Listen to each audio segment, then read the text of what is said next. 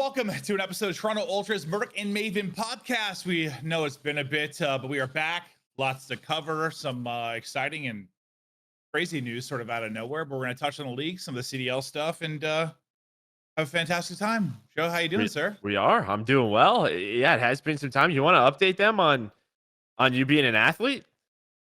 Oh, yeah. Well, listen, I don't really know what happened. I'll be honest with you. I went to the doctor and I weighed in. I don't usually have a scale. I weighed in at like 260, which is the heaviest I've ever weighed. And I was like, what the fuck?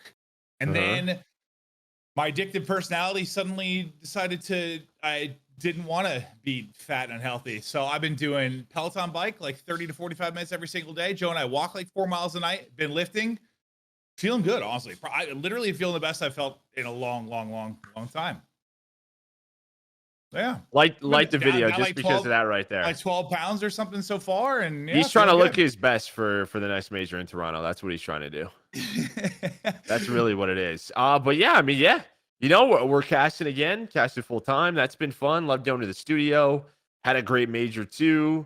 Wow. The only thing going on in this house right now is my wife and kid got sick these last couple of days. So just helping out where I can. I have avoided this plague for now. We'll see what happens. We'll see. Yeah, because if you get it, I'm probably gonna get it. So keep that battle going, buddy. Yep, I'm battling. Fluid up. I got my fluids, my vitamins. I'm locked and loaded. Perfect. And the only other thing we've really been doing is playing Helldivers, which has been a lot of fun. It's been so fun. Killing bugs, killing robots, killing each other almost every day. Yeah, it's been a good time. Good switch up from COD. No, it really has been. But yeah, I'm sure we'll be back on the ranked or Warzone grind soon enough. But let's get into it. Yeah, so we were gonna do the episode last week, and then I think there was a mix-up with times or something with the producer, and worked out this week, and it worked out. Yeah, because an announcement comes out yesterday, which we're gonna go through from the CDL. Some of this Joe and I have known has been in the works for a long time. Some stuff we didn't really know, but let's kind of go through the CDL announcement. First big thing, outstanding entry fees will be eliminated and any fees previously collected from teams will be returned in full. It says, while we paused collection of these payments years ago. What's interesting about this is like, dude, Joe and I have been going through a little bit because just due to some relationships we've known this for a long time. Like, the league came out, COVID hit. We knew that payments paused a long time ago. And it's not a $300 million league. It was tough sometimes to see, people throwing around numbers and what's happening with this money and how they're using the money when like we knew for a long time that the payments got paused. But, you can't blame people for comments because they didn't know, Sure. Obviously. It's just one of those things nobody had any idea. But sometimes it's just tough, when it's just one of those days where everyone wants to bitch about everything with the league. And I'm just like, dear Lord. Yeah, well, there were some updates because specifically around like Overwatch. That was a couple of years ago. Like the Overwatch League and COVID payments were paused. But yeah, I think it's just I assume a lot of the agreements. Listen, you and I we're just guessing. We're not involved in that stuff as much anymore. Yeah. We just hang out. We go and cast. We have fun. I assume just due to like how much year 1 to year 2 to COVID to year 3, like the agreement probably is much different than the one that's signed, right? So I'm sure. Both parties are probably like, we're cool doing this thing this way. But yeah, this was not a $300 million league. There wasn't a giant pot of money that we were running. Well, the league was running events out of. I mean, this is great for the owners, the teams. Get your money back. That's a W first line.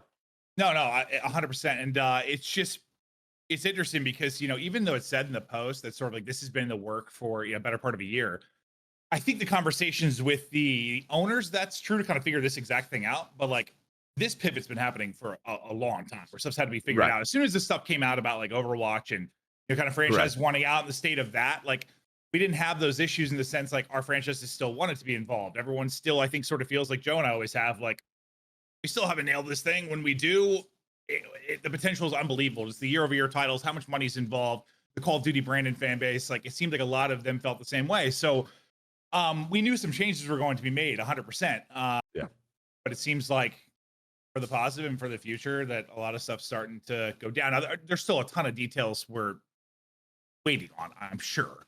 But this is just some like high level stuff. Yeah. Yeah, that's point one. Point two, this is great.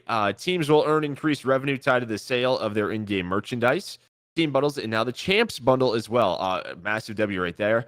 No meaningful in-game bundles can be for teams, but we want to make sure they have increased ability to drive their own financial success. I mean, this is like, I think in terms of everyone's trying to figure out esports and how to succeed, but I think number one, it comes from the game, right? That it always will. Be not. I'm not saying push the esport through the game, but funds, how you support organizations, without a doubt, it comes from the game. So that's a big W there. Now, I will advise players to make sure they're always showing off their in-game merchandise, and don't say maybe have someone get on your account, unlock bundles that haven't come out yet, which is the dumbest thing in the world. Maybe market your in-game merchandise. Yeah, no, that's a good idea. No, I think this makes a lot more sense because I know. Listen, was the whole everything with franchising and the start of the CDL perfect? No, absolutely not. There's a lot of stuff that needed to be fixed, a lot of stuff that we wish was better. COVID derailed a lot, but I guess I always hoped that with a relationship like this, like I hoped for the owners and for the franchises that one of the best things about Call of Duty is coming out every year, that part of the revenue the game makes every year would, even if it's a small, tiny fraction of a percentage, would go to the teams. But that was never really a thing. Yeah. And I don't know if it ever really was going to be a thing. But now at least, if it ends up being this partnered ecosystem and they're getting more money with the merchandise, it makes a lot more sense in my head than maybe what I'd hoped originally. Yeah. So another win. And I think just other esports are setting the standard, right? They don't necessarily have, some have franchises, others just have partnered. If you look at like Halo, they're also updating or making newer bundles. Like it'd be cool to see maybe a couple of bundles. Whatever. I mean, the fact we have it each year, that's a step in the right direction for now. We'll get there before, like, now they'll have their own creativity. That's a good sign. But yeah, baby steps, but steps. Number three, recognizing that hosting large events are vital to teams in the CDL community. We will increase existing event subsidy amounts for teams organizing live in-person events such as majors, opens, and champs. I think if you look at year one, and we were just talking about this, the league really wasn't supposed to even step on events at all, right? This teams and owners were supposed to run the events, and then as we kind of shifted format with majors, and again, just who's like, what ended up happening is the league is like, hey, we'll help you out. We'll cover some funds and some payments because events are expensive. They are, right? You're starting. Well, I mean, we even have this now with Carolina. We'll get to that, but every single year, I think maybe just some teams who weren't in this space, or maybe if you're one of the franchise lead teams who just happens to be a state that only has unions, right? It can get very expensive for absolutely no reason. But it can be tough to run events. So this is I think great for the teams again. Yeah, and this has been another just sort of frustrating thing sometimes when you're a little more in the know, as Joe and I sometimes are, is we knew this year was going to be kind of weird. I mean, this is an example. There's a lot going on behind the scenes, a lot they're trying to figure out.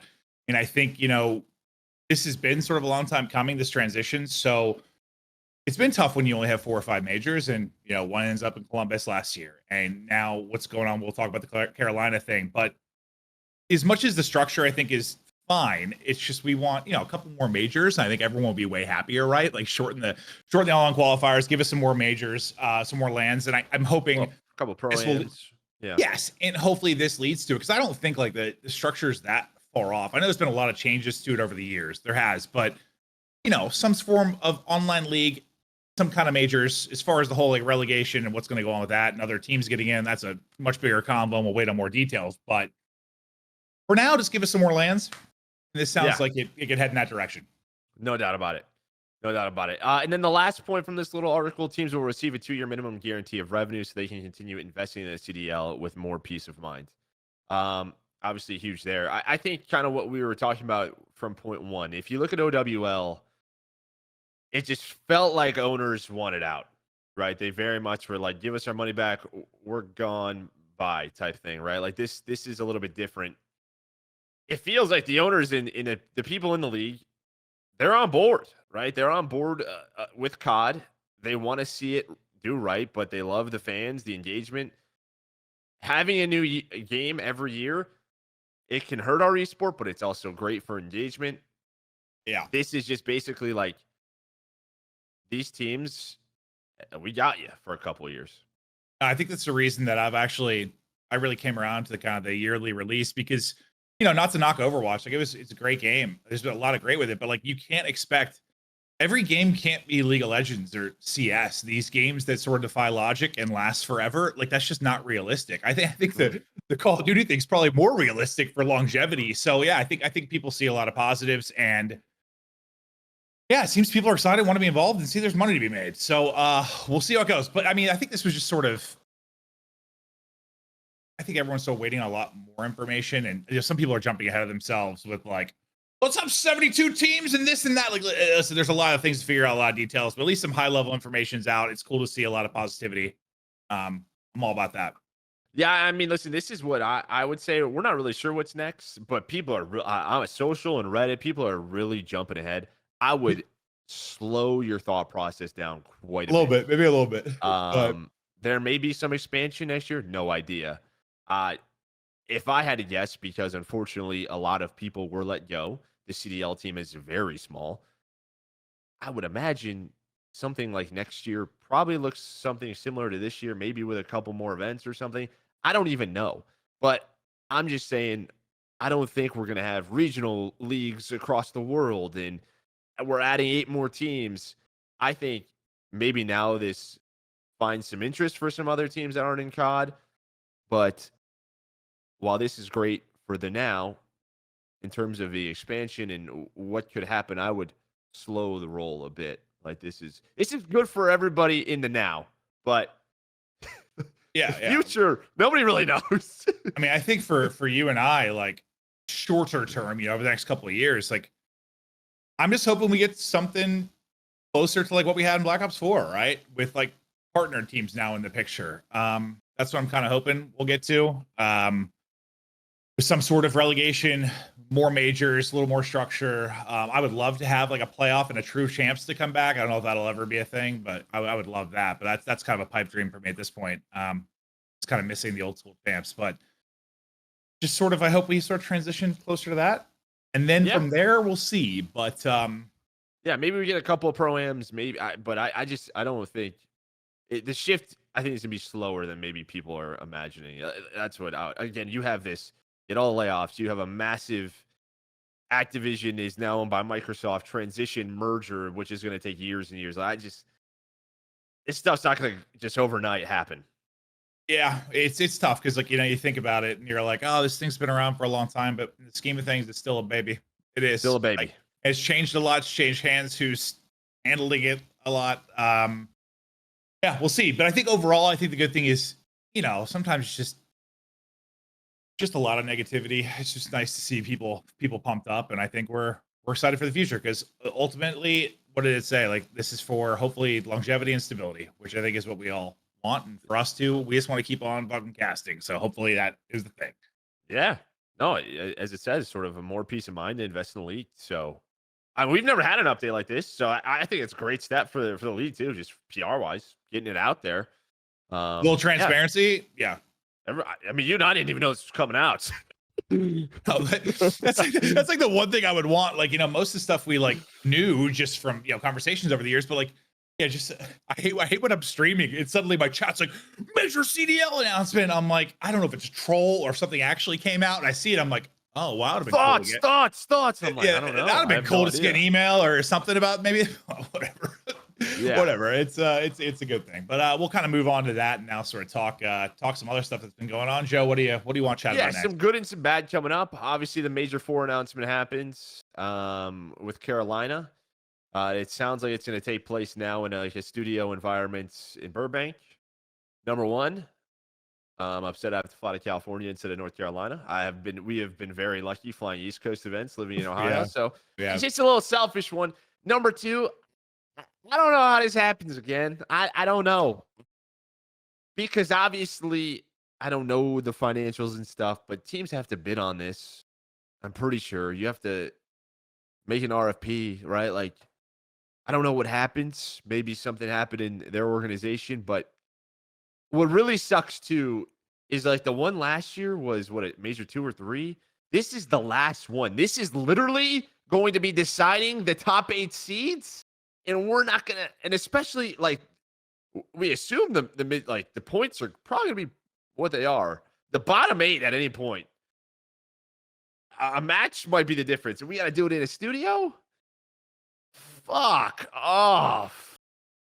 Yeah, it's like, listen, part of me is, again, we knew this year was going to be a little wonky. This is hopefully something that, the plans going forward help alleviate something like this from happening. Just with, Yeah, what we just talked about, help. increasing event subsidies. Can we start that now? Yeah, like hopefully it solves that. There's part of me that actually, just from a selfish like commentator standpoint, like there's something nice about like Columbus last year's.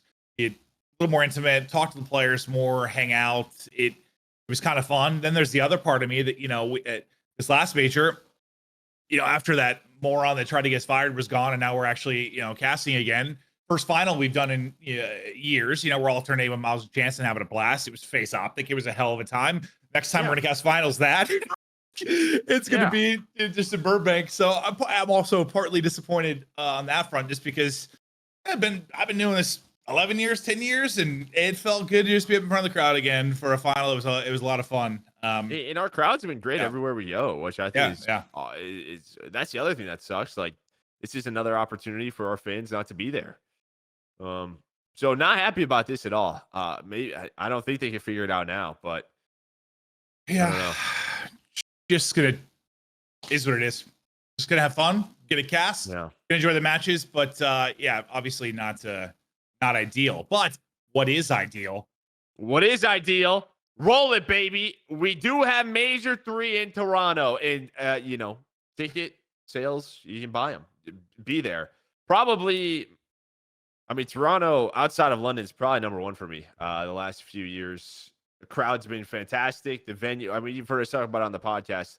Crowd, the venue, the area, food, major W. Like, no doubt about it. I very much look forward to going to Toronto every single time. Yeah, I know this sounds like a hashtag ad because we're on the Ultra. It's not podcast, but no, we've said it. We've always said it. It's a whole lot of fun. The people there are amazing. It's always a blast. So if you haven't gone, good opportunity to do it. Come out and hang out, watch some amazing matches. Maybe Joe will pour syrup all over himself or something sexy like that. Yeah, I'll give you a massage. Damn. Yeah. With maple syrup. Is that how you give massages? Like hot, like how you like the hot oil? Do you, as a Canadian, maybe like it's maple syrup instead, and you warm that up? Maybe. Think about it. You're not Canadian. You can't answer this. So how do you know? I'd be willing to pay for that though. Yeah. I'm gonna look that up when I'm there. It just draws a line maple between syrup like massage. Kind of awesome, but also like half waxing. You got to be careful with that. I need to get my back waxed too. I might be able to do both at once, like maple syrup massage / waxing. Okay. I'll Google that. Maybe I just thought of a new venture, a new business venture. Yeah. Yeah. You should look into that. All right, let's get into the league. We're kind of at the midway point. So I just want to look at maybe the point standings right now, just to update everyone. It's also a great update for Maven and myself. Faze is in first, 315. They've only lost 4 matches. Ultra's in second. They've only lost 5 matches. Then you have Optic, New York. It's kind of how the year has gone. But this is what I was talking about, how like Major 4 is going to be, I mean, every major is very important, but from 12th to 5th, you have a 50-point difference. It is not much between our bottom 8. So every single match is that much more important for these guys. You have all these team changes coming in, still trying to figure it out, but it is close. Like, in a way, it kind of sucks because the top 4 is so dominant, but now it's kind of created this end of season drama.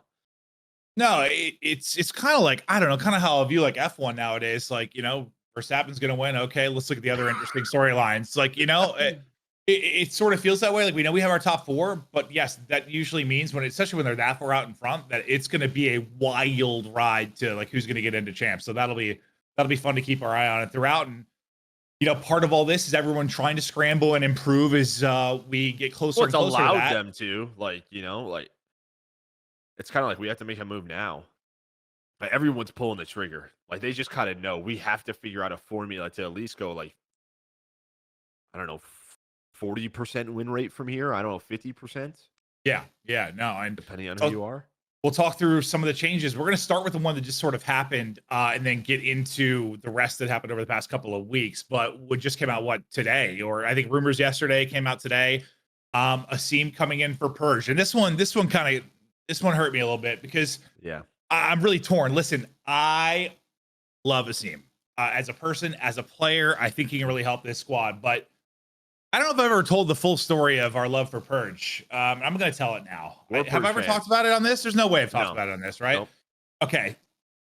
So it started as a meme. If anyone remembers back to Major 1, Purge, I think, set the record for the lowest KD in a winning series. He was one of the lowest KDs in the league. And it became this thing in the green room where we were sort of sarcastically rooting for them in the next series at Major 1.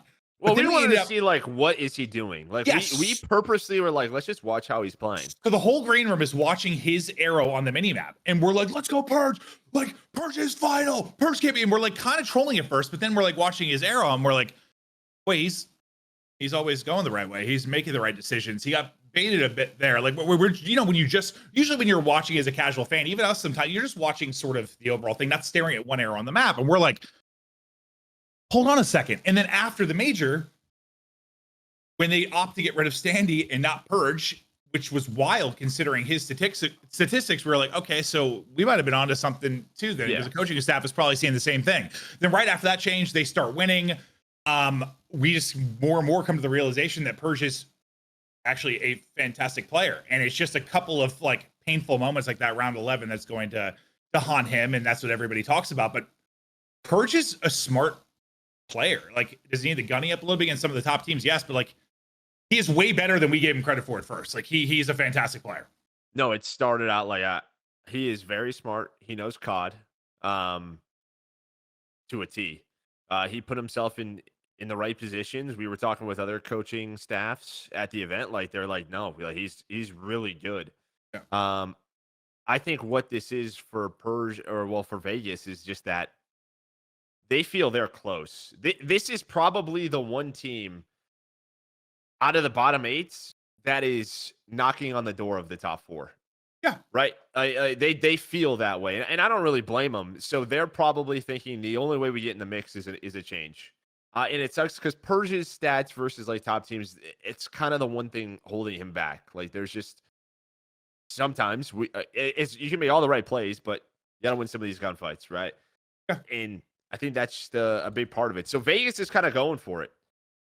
Now, this could be one of those changes in 6 weeks where, like, they fucked up, or it could be a stagnant, maybe plateau, or it could get them competitive with the top 4, and we have a 5th team in the mix, because they are very close. Everything they have made in terms of changes, role changes, bringing in Geo has been correct.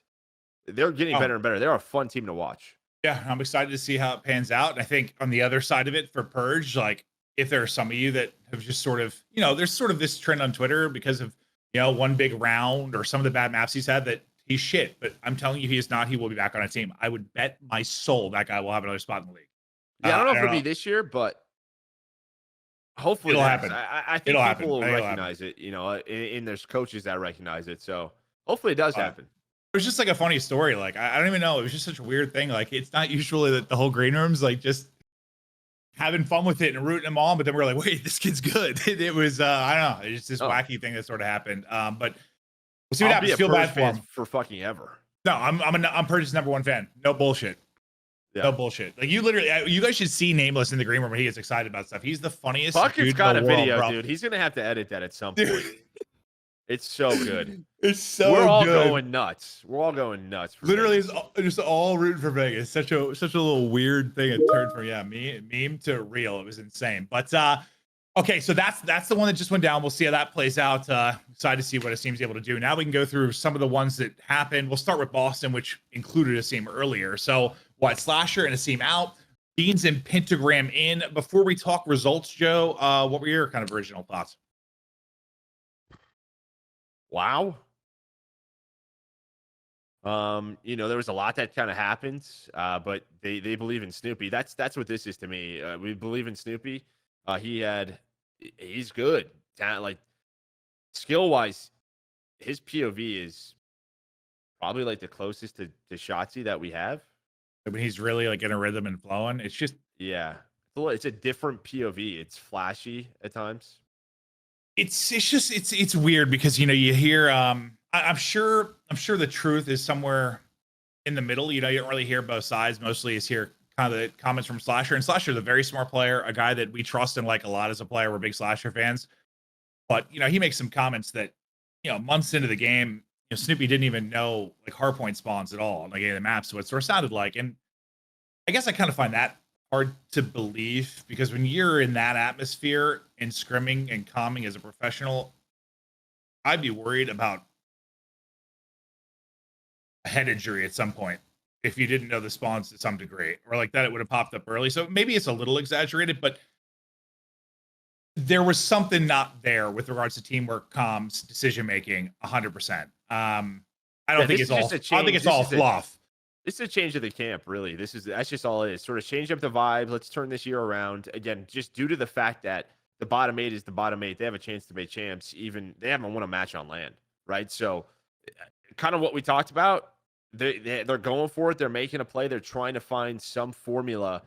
Again, maybe not to be the best, but you got to beat some of the bottom 8 teams. That's it. Yeah. Like, obviously, you want to win, but they need to be a middle of the pack team. I'm happy for Pentagram. I've heard time and time again about this guy. I'm happy he's in. He has been a sub. We heard Doug's rant. Bean's coming back.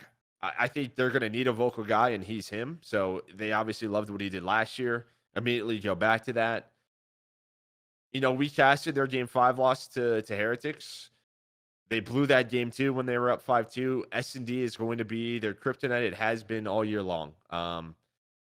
Can they turn that around? You still have Priesta, who you and I were just talking about how like fantastic he's actually been this year.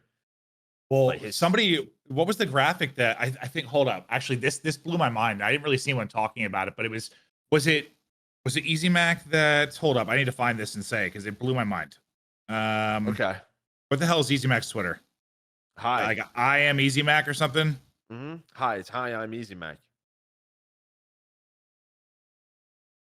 Got it? No, do you have it? No, I think there's like an underscore at some point. Yeah, it's hi, I am underscore Easy Mac, dude. Okay. Yeah. So it was okay. It was basically I remember it. I don't even know why I'm looking for it. Basically, it's underscore Easy Mac. Okay. There we go. It came down to like basically it was like a Celium stat, right? It was like the percentage of series you have were over a 1 KD, right? Yeah. Like Celium is leading the pack. It was something like 90% or whatever. All of the other people on the list made sense. It was like your top 4 teams: your Optic, your Ultra, your Faze, is your in New York, 4, and then Priest is at 7. Which I was like, wow. It shocked me because when you think about the fact that they've won 5 series, that kind of blew my mind. I don't know what it says exactly.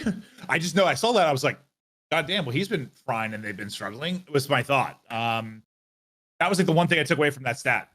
Like, didn't expect to see Priest on there. So this to me is just changing the guard halfway through the year. Got to find something. So, surprise, Asim's back in the league now. So happy for him. I don't know what's going to happen to Slasher. He might just chill, maybe take a little break until next year, which Treyarch game I'm sure he's excited for. Hopefully he keeps playing. That's the other thing I want him. I mean, think about we talk about like Clay could have a movie. Slasher's past few years. I mean, he's basically down and out, then wins an event with LAG, then suddenly he's on Faze, then suddenly he's getting dropped from Boston. Like these past couple of years have been truly kind of nuts for him. But we'll see. I mean, I don't know if he's ready to hang it up. Probably not. There's still obviously he's got a ton of talent left in the tank, but he'd be a good asset doing something with an organization. I'm not really worried about that guy's future. Plus, what was it, major like robotics engineering? Robotic engineer. Yeah, he'll be all right. Yeah, he'll figure shit out. I'm not stressing about him. But final thing, I guess, is just listen. Teams like Boston and ROKKR, it was very frustrating to watch them at times because it was like a little mistake would cost them. it's one series, but after the change, that's exactly the same shit. We'll break down in a map 2, and suddenly you lost series. All right, on to LA Thieves. The fake Joey D back in the lineup. Yeah, I mean, they have Legion's number. You know, I was just gassing up Legion. These is another team to look out for. If they kind of get locked in, they could potentially challenge that sort of top 4, middle of the pack. Again, they're sitting at 11th right now. It's 7-11, but it feels like they're close with some of these team changes. But they went into map 5. They won 250-49.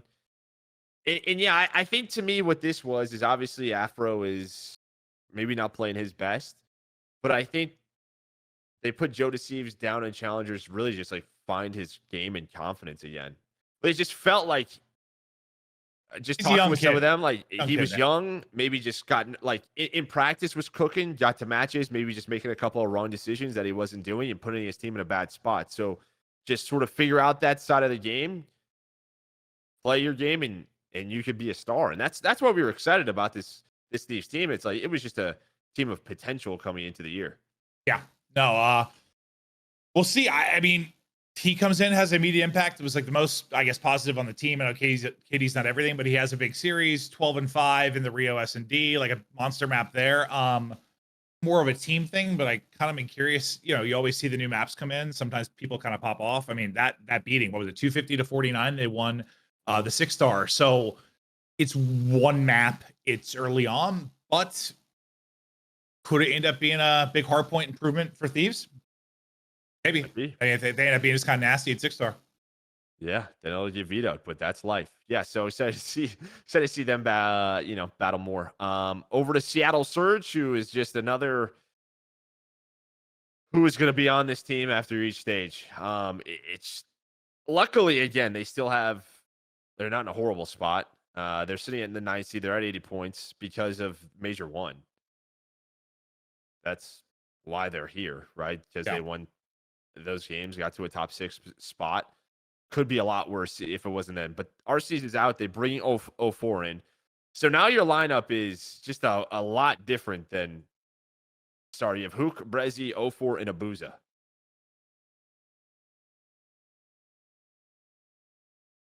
I'm excited to see some new talent. 04, we kept hearing the guy was frying. Excited to see how it plays out. Had some good maps. It is had some crazy. bad maps.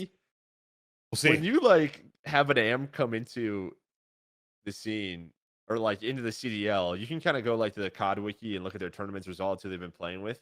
Yeah. He's got an MW one from 2022, a Cold War one, and then it was just like doing his thing off, and now he just has MW3 results, and now he's in the league. Welcome. So, won the last event at Miami with Classic Gunless and Dak, and is now in the league. Yeah. I'll be honest, I didn't know a lot about him until he got picked up, right? It was just kind of hearing about that last Challengers tourney. So, I mean, you come in, you get a win. Yeah, he was a little all over the map kind of in that series. He kind of got fried in some, put up some nice numbers in others. How many you beat Carolina? I think it might say more about Carolina than it does them right now. I'm a little worried about Carolina after losing that series, but we'll have to see more. It's one series. Excited for 04. Excited for some new faces. Yeah, it was a 2-0 early lead for Surge. They win 6-star, then Invasion, then they almost get reverse swept, but they win 6-star S&D in a game 5. So Hookos drops 11, Abuza drops 9. Not much to take of it, but yeah, I think my big takeaway is Carolina camp. I'm a little worried. I'm just a little worried on that front. Like, obviously, you're now all in Carolina, so hopefully things get better. But you and I were kind of talking like all those roster changes early into Major 1 felt like you hit like a honeymoon period, and then it's just gone away. Yeah, I mean, you were a round away from maybe getting a bit deeper at Major 2. Crazy, like game 5, right? But we'll see. I don't know. I like the team. I mean, we were the biggest Carolina fans. We had a blast casting him, but it just seems like, kind of peaked, and now it's been a bit of a skid. So we'll see if they can turn it around. Next to the team that frustrates me the most, probably outside of Boston. They frustrate you. Well, I mean, you think about ROKKR Major 2 qualifier and like 5 game 5s or whatever the hell it was. Just seemed like a troll map here and there, or a bad play, just a moment in a series, and they could have been.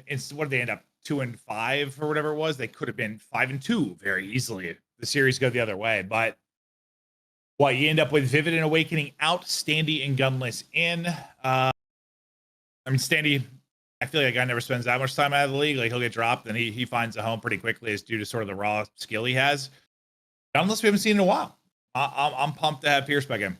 Yeah, we kind of talked about it week 1 before we got matches started, just like when was the last time, but he obviously, we were like trying to figure it out, but yeah, he had that stomach surgery in Vanguard when he was playing well on LAG, and then Spartan comes in and they win the event.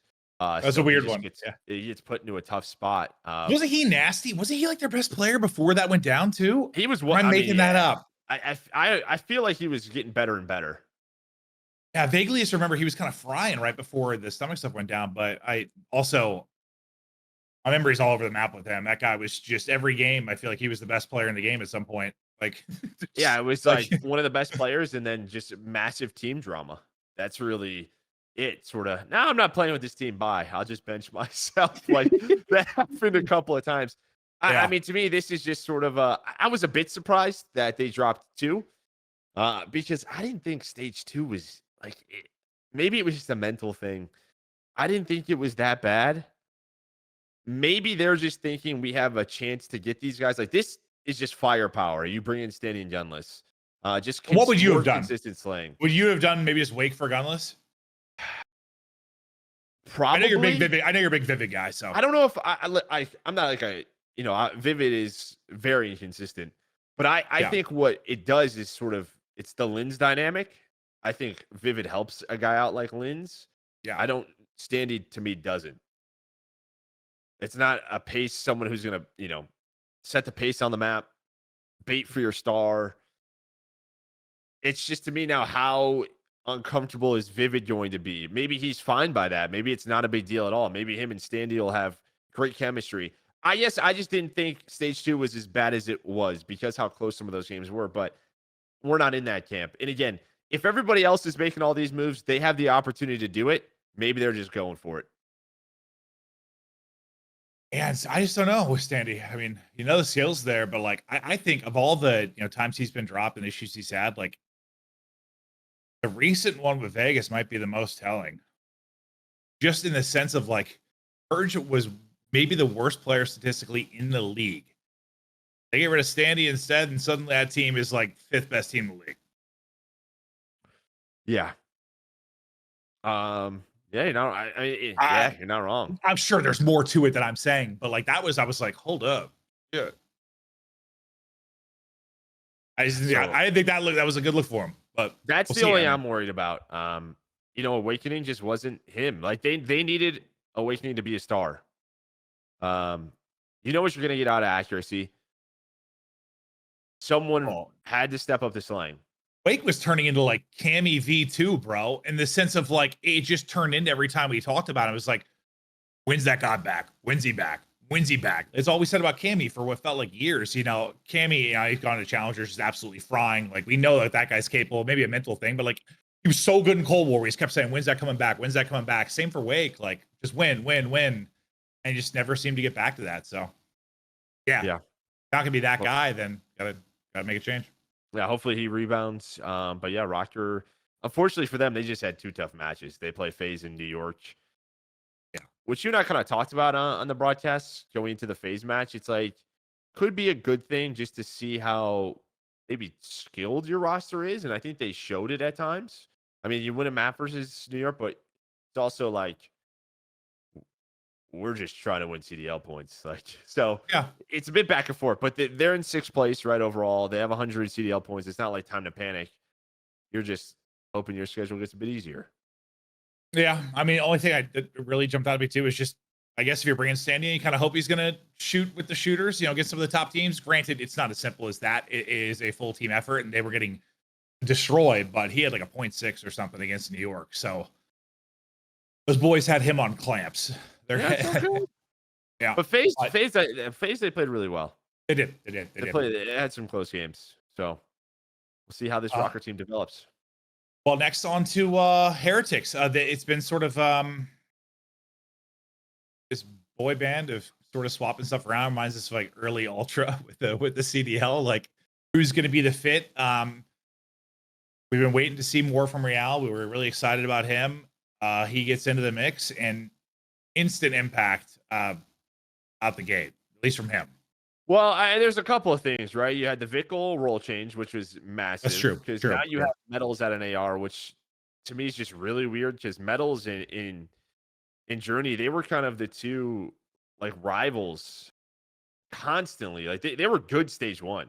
And I didn't know they were changing that. And then you said it mid cast. I'm like, great. And I was like, hold on a second. Now Javi Vickle, like he's run a sub before. We saw last year. I just think it's going to take time for that to develop. But maybe this slows down Metals, lets him find some more kills, get his slaying going. But Real was fantastic. He looks really comfortable. It just feels like they're saying to him, how do you want to play this? Do whatever the hell you want. Like we'll figure out the rest.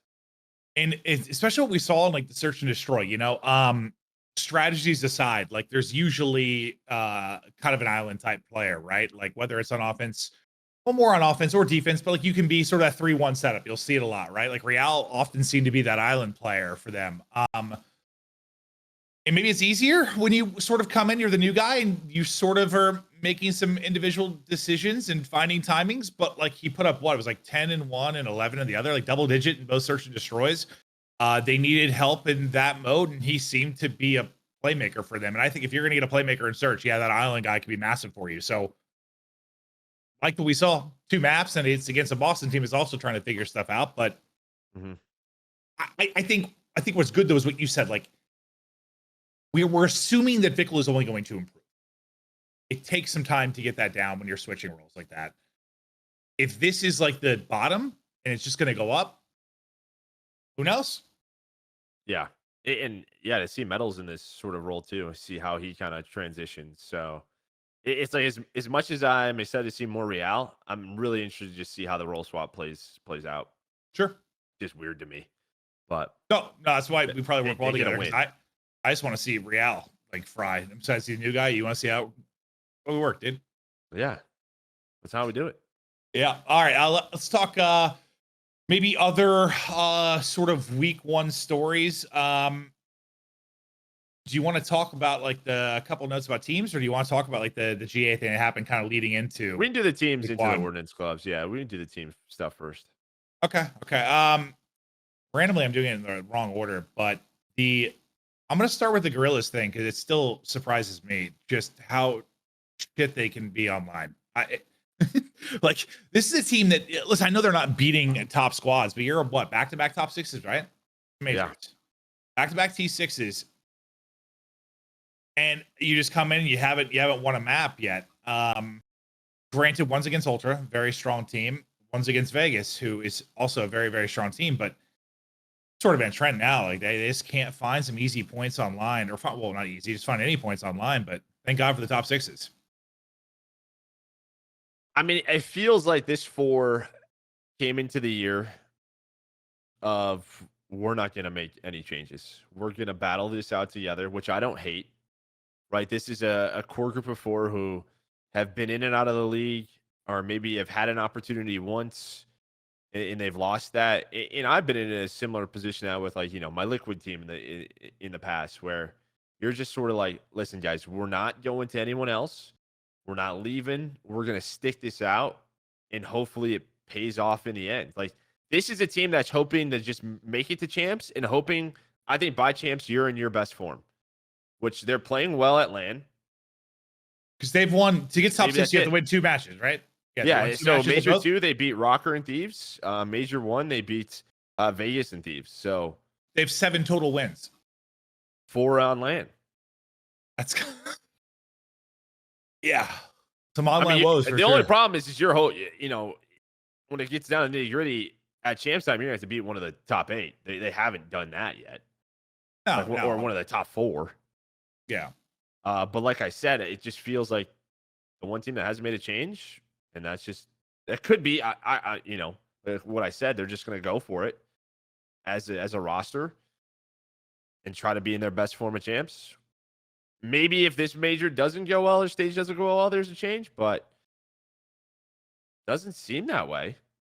Like, there's nothing, no talk from that side. Like, rumors and everything, like, nothing's really happened.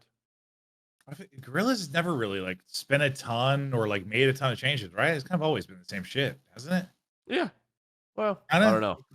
I think. off the top of my head, I feel like it's always sort of been that. Like, Well, they've had like some rookies. They've always gone young. Yeah. yeah. Well, So we'll see. I just thought that more wins already on land than online. We've had a lot of online matches, just kind of nuts. The other kind of big point, I mean, not even big. It's just been a trend this time, just considering, Optic kind of dominated the series for a couple of years. Faze continue the trend. They get another win now over Optic. Hard points have been insane. I mean, the series has been banger after banger. You and I did the winners bracket final. We did the final at the last major. These guys are slugging it out. Unfortunately, like, it just feels like Optic are a step behind in every mode.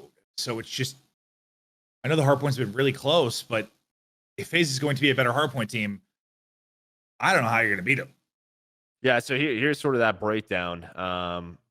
So they're all the biggest one is 250 to 188, or no, 250 to 169 is the largest one. But you can just see even the past 5. Wild. You have a lot of insane maps. Honestly, if you go back and I rewatched that series for my own content, but maps 2 and 3, both the high rises, Optic probably they should have taken 1. In the high rise S&D, they had a lot of advantages they threw away. The high rise control, they threw like a 12 versus 5 or 13 versus 5 rounds. The opportunities are there. You're not wrong. It's just it's. I guess if I was convinced that this was, if I viewed it as like Optic are so close to winning these hard points, like it's just that close. Like if it was just that, I think I convinced myself like, all right, they're just a step away from beating them. But like this has been FaZe's thing since the get-go of this title. Like where we have been on them past few years before this, where hardpoint has just not been good enough, where whenever it came down to the final couple of hills, they were throwing away games. They had no ice whatsoever. That has been their MO for like the last several years. This year's been the total opposite. Since they won this title, like they've been winning hardpoints, they've been winning them close. There was that stat like after the first major where like they're like plus minus on hardpoints is basically even. It was like dead even because all their hardpoints have been so close. They've just continued to close out tight hardpoints. That's all they've done all year. It's not just against Optic. That's just like their DNA right now. So yeah, and then if you really deep dive into the series, I think we talked about in the green room, like the issue here, if you look at like the map vetoes, really what Optic has to do is they have to figure out either a Karachi or Rio, because they don't pick a Karachi, they pick Rio instead, which FaZe is undefeated on. You have to either figure out Vista 6-star, because I think they vetoed Vista. FaZe is going to play everything, right? We always know regular season, they're going to play everything and anything. Except for sub base, that's probably gone forever. But yeah, maybe not. Maybe not everything. But I just, from a hardpoint perspective, they got to figure out, I feel like, one of those between Karachi and Rio to make it stronger. In last stage, it was the Karachi they really worked on, but at the major, they fell short on those Karachis, right? Obviously, like that Simp 13 spree really changes that. But nothing you can really do with that. But we'll see. It's still work to do. They're close, though. Like, Optic's right there. They are there. Yeah. But FaZe, it's just flipped. It's flipped. FaZe, it feels like they're so confident versus team, where last year it was just like they can't figure out Shotzi and Hook at all.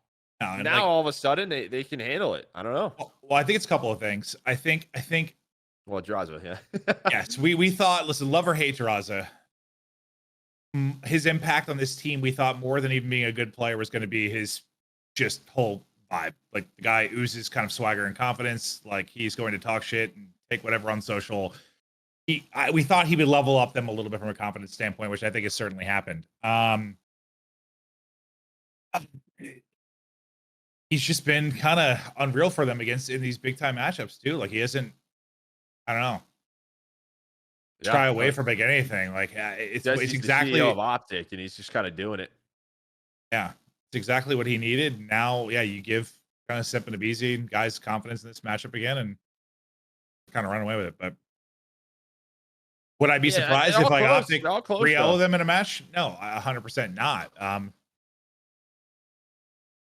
It's also, the other point I want to make is also probably a little bit like the maps they're good at and what they want to play. You start talking about Karachi and Rio, but you think about titles like the past couple of years. Yeah, we had a lot of like 17 lane maps disguised as 3 lane maps, and for people like Hook and Shotzi, them kind of wreaking havoc on Faze. You watch it time and time again. Like, watch a Hydro and someone's taking a water route, and it's like, oh my god, like it's 5 piece dumb, like all these insane moments. Like, say what you want about this title, but most of the maps are pretty. Like, I talk about spawns all you want, but pretty like solid, like COD maps, you'd say, right? Like pretty. I think with especially the newer editions, 100%. It's like a lot of has the pool, but yeah, it's not a major like, factor. It's like a lot of stuff where like Faze can play kind of like straight up like they want to, if that makes sense. Like it's not a lot of like messy moments. It can be a little structured like they want it to be. It's probably a part of it too. Yeah, it's easier to sort of track players and where they're going. I think so. Which one I think is when Faze is very vulnerable at times, when they just lose track of stuff and things would spiral out of control. Not as much of it this year, but we'll see. Yeah. Okay, off to the last part. This was really before the stage 3 started, but the GA of Ordnance gloves coming into this stage, we saw New York have just some nerdy moments throughout Major 2, which was awesome. They hit Karachi nades across the map. They had wall bangs on Invasion. Here, let's watch the clip first. How about we watch the clip and we'll talk about it. Let's take a look. We got a clip here from the Major when New York kind of took advantage of these clubs. Chelsea's number. And here comes the nades. 1, 2. Oh my god! Yeah, I mean, he's in spawn, like legitimately 2 steps off spawn. So the people that were saying like this shouldn't be GA'd is people that played Ghost Search and it had Strong Arm. And Strong Arm was fantastic because it opened up a lot of creativity. You could stun crosses. I don't remember. I think the problem here to me is probably frag grenades. I feel like nobody really ran frags in Ghosts. There's a lot of Semtexes, or maybe you just couldn't throw nades due to the point system. I forget exactly how it worked. I think stuns are really the big thing here where it could get interesting. If you could stun across, it changes up the timings, it forces tac mass. It could get very interesting. I think most people's complaints were just like, you're literally nading someone 2 steps off spawn. Now, they could just wait for it the more and more that happens. It's a piece of creativity that they had in the back pocket. So I love that part. I get the other part though, where you're blowing up literally 2 steps off map. I hate being like wishy-washy on things, but I just don't care enough either way. Like, I like a little creativity. Our game can be kind of bland with everything we have GA'd. At the same time, I get how it is cheesy as hell. Yeah, I think let the players figure it out and fight it. That's the problem. I think it's just the frag part of it because you're finding kills literally 2 seconds in a round. Where maybe if that was a stun and that opens up like a coup rush for the defense, like, that could be really cool.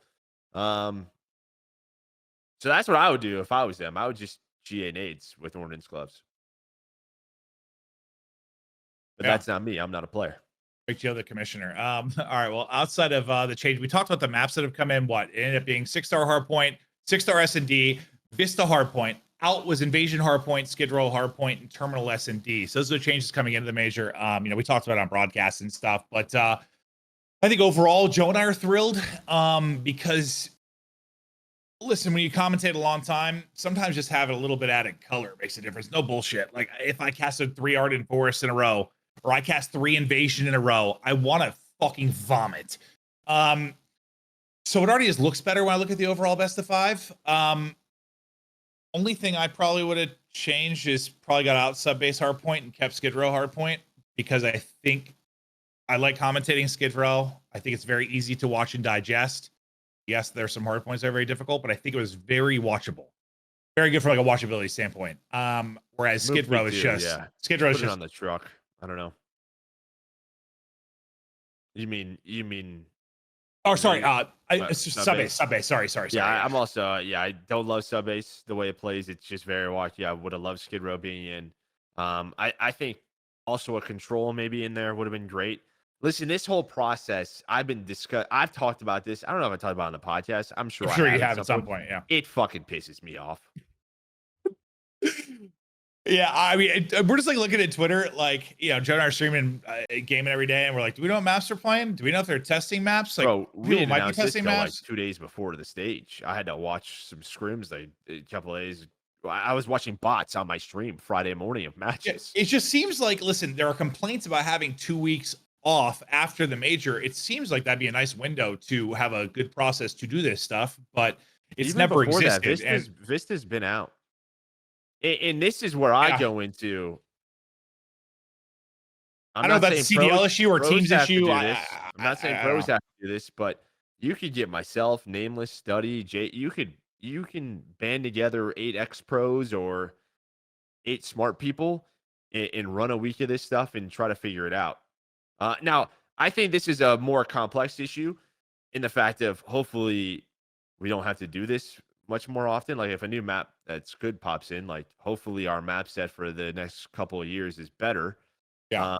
Again, if anybody played MW2 2009, like I did, and I was like, oh, I wonder how these maps will work for control and hardpoint. Probably not good. And they didn't, but nobody thought of that. And so like this is where I just like, come on, man. Like, what are we doing here? And like, Yeah. like I don't even want to make like Des mad. They shouldn't even have to fucking worry about where hard points are placed, right? Like they really shouldn't. Instead, what should probably happen is like you let pros practice or try out some of these maps again, or just some sort of committee. And then if we don't, we should have like a CDL pack year to year.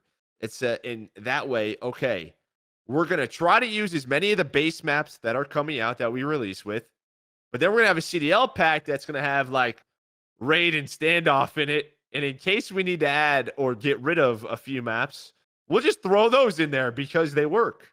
You know the John C. Like, Riley why meme? not? You know the John C. Riley meme? It's like looking up and trying to figure something. Like that's what I just picture like the devs just looking at hardpoint spawns in the map. Just like, even the Vista one, like, come on, man, we couldn't move P3 and P4. Like, come on. Just just send the picture to me with the rotation that you want, and I'll tell you where you should put it. That's it. Just send it to me. I'll do it. I'll fucking do it. I will. Like, I swear to you, I used to do it.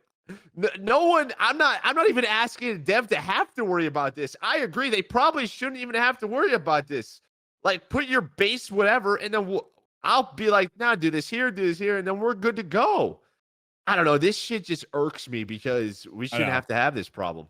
I know, but listen, Joe, we just show up and have fun now. We're vibe guys. You know, we're yeah, vibe you're guys. Right. I'm a vibe guy. It's just when I'm seeing this stuff time and time again, I'm like, yeah, I know. We're still having this issue. We just don't need to piss anybody else off, Joe. They already tried to fire us once. Oh, we got Treyarch, right? Next year we're good, right? Oh, we're good. I think they like us. I mean, again, but like other games, if you have good maps, you carry them over. I'm just saying we can again focus on the maps that are on release, but if they just happen to be shit for competitive, we just bring in some of the old school ones. It's easy peasy. Okay, well, poor Joe. That's all I have. Poor Joe goes on too much of a dev and spawn rant because I know it gets you fired up. It kind of turns me on a little bit when you get so fired up. But like, I don't think they can explain the spawn system. Okay. No. Let's take a look at the schedule for this week and where we're going. These are our matches, Joe. Any that pop off the page to you? I mean, obviously the last one, Ultra versus Faze. Ultra fans also have Ultra versus Miami, which Vickle and Scrap love playing each other. I'm pretty sure Scrap hasn't lost that one yet. 2 great pals. We got 3 per day. Besides that, Miami and Thieves is another one that pops out to me that I'll be interested to watch. Same with Optic in Vegas, just to see how his team does. Okay. Well, I think that's going to kind of wrap it for our chats. I mean, a lot of big stuff out of the CDL, a big announcement. A lot of the team changes went through that. This episode is a little bit bittersweet for us because this is actually kind of our final episode that we've been contracted to do with Ultra. So shout out to them. It's been amazing. Their support of us and, kind of the back and forth we've had. It's been great to work with them. As far as going forward, I don't know yet. I mean, hopefully we'll work with them again in the future. Maybe Joe and I'll end up doing some episodes, just the two of us. That's why it's been a bit delayed. They figuring if stuff you out. saw, yeah, if you saw the news, it's good news. You know, they're partnering with Koi and Movie Star Riders, which is a giant gaming organization over in Spain. So they're going to have lots of fans, and there's some restructuring on their side, and this stuff happens. Oh, a lot going on with the CDL as well, as you Yeah. saw coming out. So a lot to figure out. But hopefully, we love working with them. Hopefully we'll do more. But I don't know what we're gonna do yet. Because listen, when we were doing the episodes, it was really great. Back when we were just doing part-time at the majors, it was honestly, we didn't get to watch every match. Like catching up to date and talking through stuff was really great for Joe and I. But yeah, now that we're casting every single week and streaming and stuff, I'm not really sure. And you've got a kid now. We'll see. Stuff to figure out for us as well. But for those of you who enjoyed the show, we love you. To Ultra, We appreciate the support. love you. It's been a lot of fun. I'm sure. Toronto. Yeah, I'm sure we'll have more fun in the future. Yeah, see you guys in Toronto. You're all sexy as hell. Everyone have a great day. Joe and I are about to go on a walk in a thunderstorm. Maybe get a little bit freaky outside. Rawr.